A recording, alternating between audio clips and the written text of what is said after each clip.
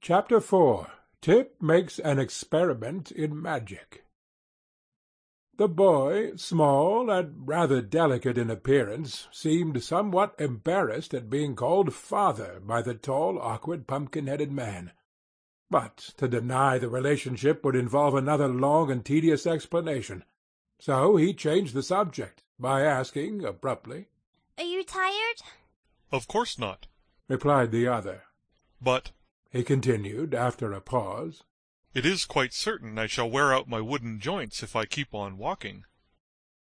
Tip reflected, as they journeyed on, that this was true.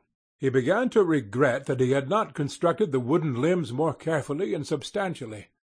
Yet how could he ever have guessed that the man he had made merely to scare old Mombi with would be brought to life by means of a magical powder contained in an old pepper-box? So he ceased to reproach himself, and began to think how he might yet remedy the deficiencies of Jack's weak joints. While thus engaged, they came to the edge of a wood, and the boy sat down to rest upon an old sawhorse that some woodcutter had left there.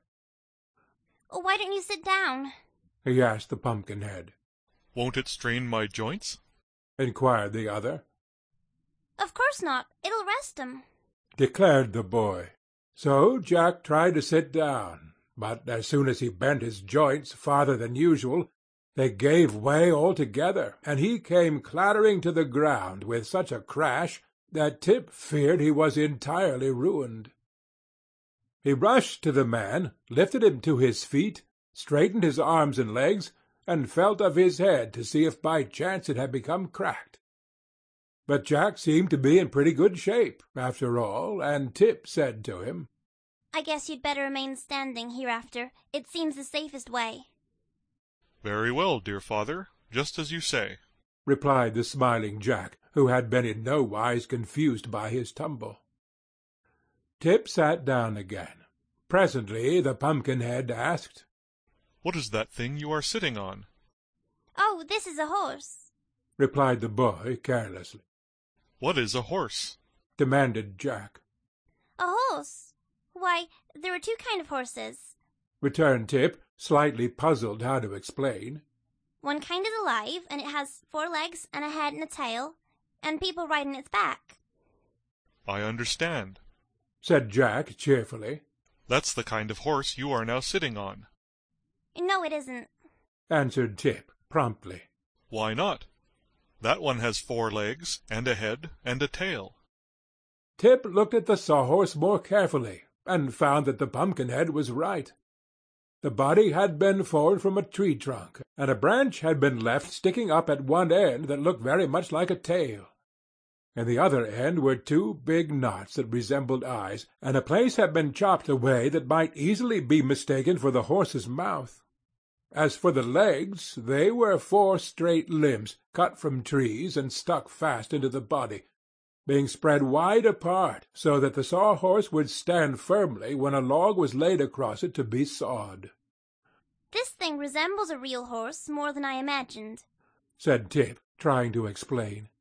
"but a real horse is alive, and trots and prances and eats oats, while this is nothing more than a dead horse, a piece of wood, used to saw logs upon." "If it were alive, wouldn't it trot and prance and eat oats?" inquired the Pumpkinhead. "It would trot and prance, perhaps, but it wouldn't eat oats. replied the boy, laughing at the idea. And, of course, it can't ever be alive, because it's made out of wood." "So am I," answered the man. Tim looked at him in surprise. "Why, so you are!" he exclaimed. "And the magic powder that brought you to life is here in my pocket." He brought out the pepper-box and eyed it curiously. "I wonder," said he, musingly, "if it would bring the sawhorse to life." "If it would," returned Jack, calmly, for nothing seemed to surprise him. "I could ride on its back, and that would save my joints from wearing out." "I'll try it. cried the boy, jumping up. But I wonder if I can remember the words old Mombi said, and the way she held her hands up."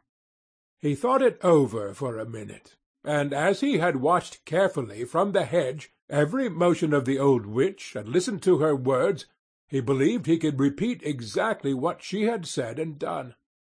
So he began by sprinkling some of the magic powder of life from the pepper-box upon the body of the Sawhorse. Then he lifted his left hand, with the little finger pointing upward, and said, "Wuff." What does that mean, dear father? said Jack curiously. "Oh, I don't know." answered Tip. Then he lifted his right hand, with the thumb pointing upward, and said, "Tough?" What's that, dear father? inquired Jack. "It means you must keep quiet," replied the boy, provoked at being interrupted at so important a moment. How fast I am learning! remarked the Pumpkinhead with his eternal smile. Tip now lifted both hands above his head, with all the fingers and thumbs spread out, and cried in a loud voice, "Puff!" Immediately the Sawhorse moved, stretched its legs, yawned with its chopped-out mouth, and shook a few grains of the powder off its back. The rest of the powder seemed to have vanished into the body of the horse. Good! called Jack, while the boy looked on in astonishment. You are a very clever sorcerer, dear father. End of chapter 4.